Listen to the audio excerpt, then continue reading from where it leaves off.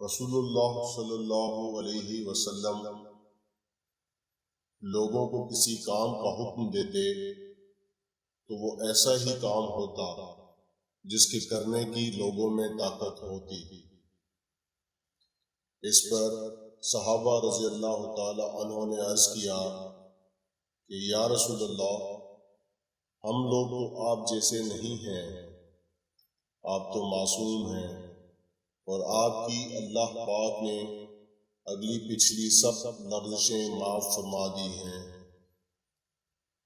اسی لیے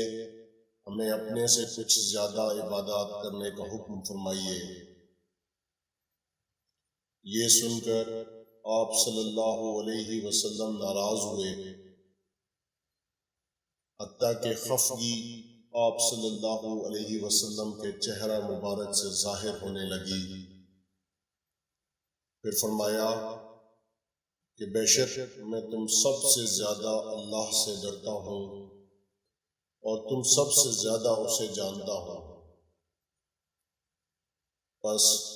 تم مجھ سے بڑھ کر عبادت نہیں کر سکتے۔